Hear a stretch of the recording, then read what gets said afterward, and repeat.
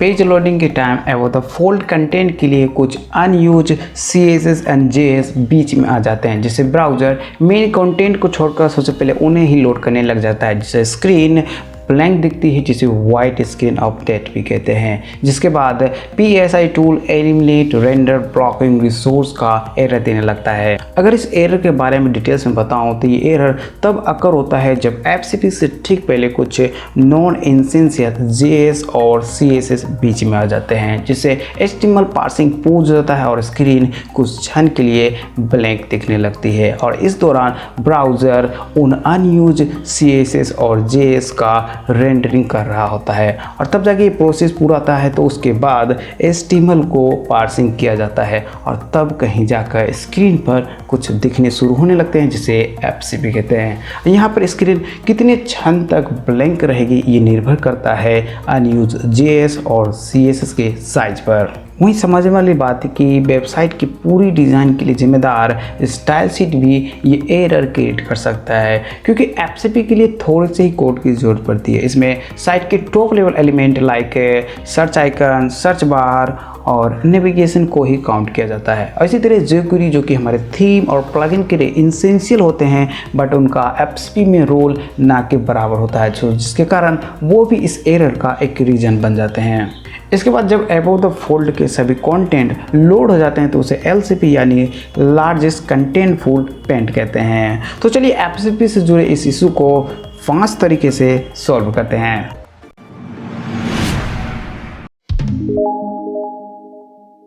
अगर JS को defer कर दिया जाए तो HTML पार्सिंग पहुँचेगा और FCP भी अच्छा हो जाएगा। तो इसके लिए आप light speed case plugin use कर सकते हैं। वैसे अगर आप लाइट स्पीड सर्वर यूज करते हैं तो उसमें ये प्लगइन बाय डिफ़ॉल्ट इंस्टॉल मिलता है। अगर नहीं है तो आप जल्दी से इस प्लगइन को इंस्टॉल कर लें और इसके बाद इंस्टॉल करने के बाद आपको जाना है इस प्लगइन के पेज ऑप्टिमाइजेशन पेज पर।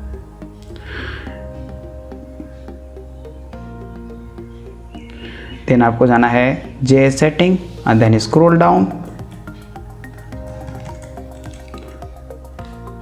अब आपको यहाँ पर लोड JS डेफर्ड ऑप्शन को ऑन कर देना है एंड सेव चेंज। इसके बाद केसिंग रिमूव करना ना भूलें, पर्ज ऑल। अगर आप एडवांस लेवल पर JS ऑप्टिमाइजेशन करना चाहते हैं तो मैं आपको रेकमेंड करूँगा कि आप JS को डिले कर दें। अब ये डिले और डेफर में क्या अंतर होता है? डेफर पेज लोड के अंतिम में JS रेंडरिंग को पुश कर देता है और उसे अंतिम में ही एग्जीक्यूट करता है, जिससे रेंडर ब्लॉकिंग इशू तो सोल्व हो जाता है, बट जावास्क्रिप्ट को लोड तो करना ही पड़ता है, जिससे फुल पेज स्पीड इम्पैक्ट होती है। और वही डिले पेज लोड के बाद यूजर इंटरेक्शन जैसे कि क्लिक्स और स्क्रॉलिंग होने के बाद ही जावास्क्रिप्ट को लोड करता है, जिससे ना केवल FCP अच्छी हो जाती है बल्कि LCP और फुल पेज स्पीड भी इम्प्रूव हो जाती है। इस वजह से कुछ JS वाटरफॉल में नहीं दिखती है, मतलब डिले आपके लिए एक बोनस है। आपने JS के फीचर का मज़े भी ले लिया और स्पीड के तौर पर आपने कुछ चुकाया भी नहीं। लेकिन सभी JS को डिले नहीं किया जा सकता, जिसमें प्रमुख है कोर jQuery और माइग्रेट jQuery। वहीं ऑलमोस्ट सभी JS को डेफर कर सकते हैं, ये दूसरी बड़ी अंतर है। तो JS डिले के लिए मैं आपको रिकमेंड करूँगा पोप मेटर्स प्लगइन, जिससे आप ना केवल JS को डिले कर सकते हैं बल्कि कोर वेब वाइटल की तीसरी सबसे बड़ी प्रॉब्लम रिमूव अनयूज CSS और JS को भी एडवांस लेवल पर फिक्स कर सकते हैं। नंबर 3, इमेज, आई फ्रेम और YouTube वीडियोज़ की स्पीड ऑप्टिमाइजेशन कर सकते हैं। नंबर 4, गूगल एनालिटिक्स को लोकली होस्ट कर भी स्पीड अप कर सकते हैं। नंबर 5, वर्डप्रेस के कई यूजलेस फीचर होते हैं, जैसे कि short links, embed, emoji, selfing bank, dash icons.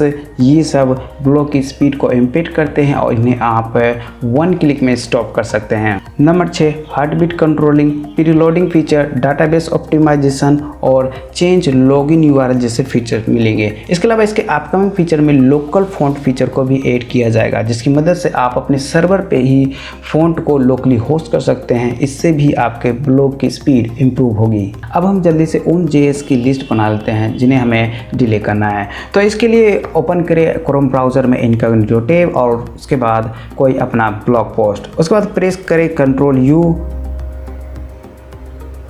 यहाँ पर मैं सबसे पहले आपको बता देता हूँ कि आपको कौन से jQuery को अवॉइड करना है।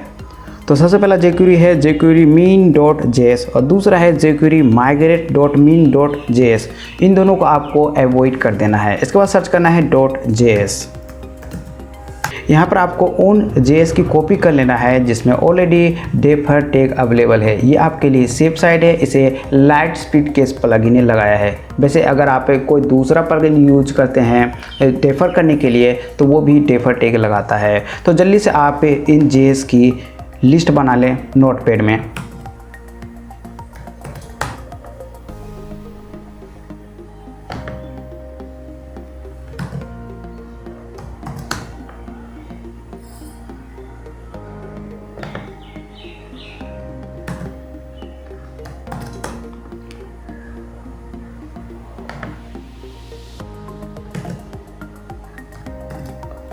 जब लिस्ट तैयार हो जाए तो आप इनके टेल नेम को अलग कर लें।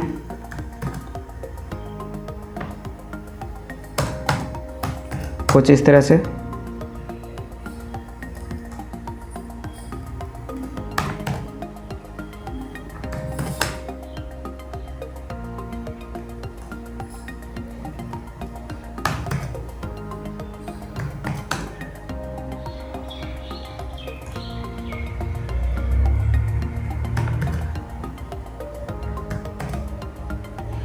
इन सभी टेल नेम की कॉपी कर लें और इसे परफ मेटर प्लगइन में पेस्ट कर दें।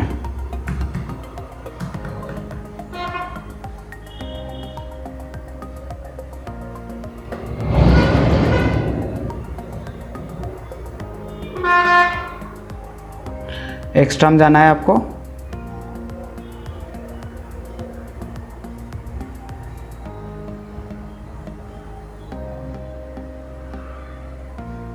एसेस्ट में स्क्रॉल डाउन, यहाँ डिले जावास्क्रिप्ट बॉक्स में आपको यहाँ पेस्ट कर देना है।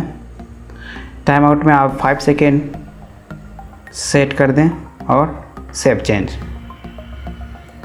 इस तरह आपका जेएस डिले हो जाएगा और ये वाटरफॉल में दिखेगा भी नहीं और आपके फुल पेज स्पीड को इम्पेक्ट नहीं करेगा। अगर jQuery रेंडर ब्लॉकिंग कर रहा है तो उसे आप यहाँ से फिक्स कर सकते हैं डिले जावास्क्रिप्ट और इंक्लूड jQuery। बट इससे आपके कुछ प्लगइन के फंक्शन बंद हो सकते हैं, इसे आप ज़रूर चेक करें। और इसके बाद इसे आपको सेव चेंज कर देना है। अगर ये तरीका आपके लिए वर्क नहीं करता है या फिर इस तरीके से आपके प्लगइन में या आपके थीम में कोई प्रॉब्लम आता है तो आप दूसरा तरीका यूज कर सकते हैं। इसके लिए आप इस कोड को function.php में पेस्ट कर सकते हैं या फिर आप इसके लिए कोड स्निपेट प्लगइन यूज कर सकते हैं। बेसिकली ये कोड आपके मेन jQuery और माइग्रेट jQuery को फूटर में प्लेस कर देगा। इसे आप कोड स्निपेट में कुछ इस तरह से आप पेस्ट कर सकते हैं। मैं रिकमेंड करूँगा कि आप function.php में ना पेस्ट करें, आप इसके लिए कोड स्निपेट प्लगइन यूज करें। यहाँ पर सेलेक्ट करें only run on site front end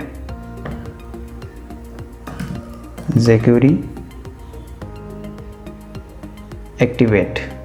यहाँ पर ध्यान देने वाली बात है कि आप एक टाइम में सेम फीचर को 2 प्लगइन में एक्टिवेट ना करें। इस तरह jQuery ऑप्टिमाइजेशन के लिए दोनों मेथड को एक साथ अप्लाई नहीं करें। एक और बात, जेएस डिले और jQuery ऑप्टिमाइजेशन एक एडवांस लेवल ऑप्टिमाइजेशन मेथड है। सो इसे करने के बाद अपने वेबसाइट के सभी फीचर्स को अच्छे से चेक करना ना भूलें। अगर कोई फीचर वर्क नहीं करता है तो आप उससे जुड़े जेएस को डिले नहीं करें। जेएस के बाद एफसीपी को स्टाइल शीट सबसे ज़्यादा इम्पेक्ट करता है। तो इसका बेस्ट सोल्यूशन है कि एफसीपी प्लस एलसीपी से जुड़े कोड को स्टाइल शीट से निकाल कर इनलाइन कर दिया जाए, जिसे क्रिटिकल सीएसएस कहा जाता है। ठहरिए, आपको कोडिंग करने की ज़रूरत नहीं है, ये सारा काम लाइट स्पीड केस प्लगइन कर देगा। इसका सबसे एक और अच्छी खासियत है कि ये प्लगइन क्रिटिकल सीएसएस जनरेट करने के लिए आपके सर्वर पर इम्पेक्ट नहीं डालता है, बल्कि ये अपने क्लाउड सर्वर का यूज करता है और सीडीएन के थ्रू उसे डिस्ट्रीब्यूट करता है। तो जल्दी से हम इसे सेटअप कर लेते हैं। तो आपको लाइट स्पीड केस प्लगइन में जाना है जनरल टैब में। उसके बाद यहाँ डोमेन की के सामने रिक्वेस्ट डोमेन की बटन पर आपको प्रेस करना है। इसके बाद इसे आप रिफ्रेश करें पेज को।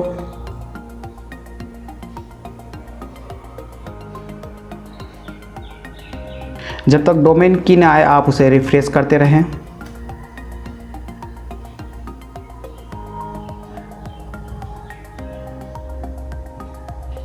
अब हमारा डोमेन की आ चुका है। अब यहाँ पर आपको क्लिक करना है लिंक टू QuickCloud। ये लाइट स्पीड के इस प्लगइन का क्लाउड सर्वर है।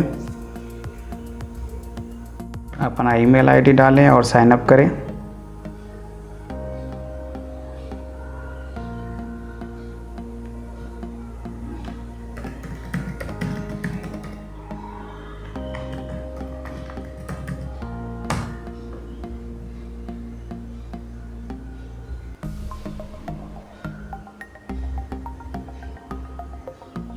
इस तरह हमारा डोमेन QuickCloud से कनेक्ट हो चुका है। इसके बाद आपको जाना है पेज ऑप्टिमाइजेशन पेज पर।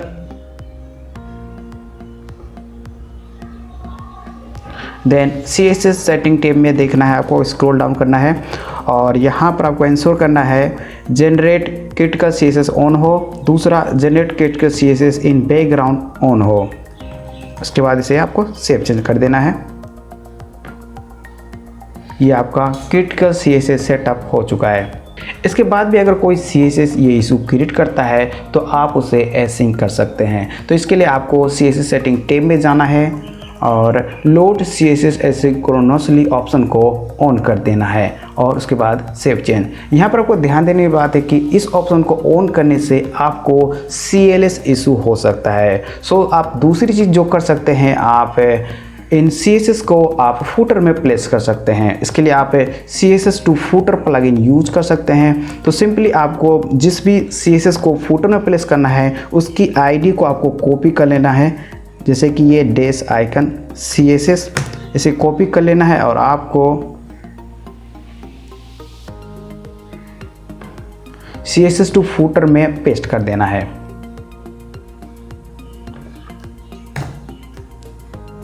Save change. अब ये डैश आइकन CSS फूटर में चला जाएगा। गूगल फॉन्ट हमारे ब्लॉग के लिए बेहद इंपॉर्टेंट है, बट ये भी रेंडर ब्लॉकिंग इशू क्रिएट करते हैं। तो इसे आप एसिंक कर सकते हैं। तो इसके लिए आप ऑप्टिमाइजेशन टैब में जाएं और स्क्रॉल डाउन करें और उसके बाद लोड गूगल फॉन्ट एसिंक्रोनसली इसे ऑन कर दें। दूसरी आप जो ऑप्शन कर सकते हैं रिमूव गूगल फॉन्ट ऑन, इसे और सेव चेंज कर दें। रिमूव गूगल फॉन्ट ऑप्शन से ये ना समझे कि आपके ब्लॉग से गूगल फॉन्ट को रिमूव कर दिया जाएगा, बल्कि ये option unused Google font request को रिमूव कर देता है, जिससे आपके ब्लॉग की स्पीड बढ़ जाती है। अनयूज CSS और जावास्क्रिप्ट को ना केवल आपका थीम ही क्रिएट करता है बल्कि अपनी प्लगइन्स भी क्रिएट करता है और जिसे फिक्स करना सबसे हार्ड है। बट आप पर्फ मीटर प्लगइन से बड़े आसानी से कर सकते हैं, जिसे मैं डिटेल में नेक्स्ट वीडियो में बताऊंगा क्योंकि प्रोसेस इसका थोड़ा सा लंबा है।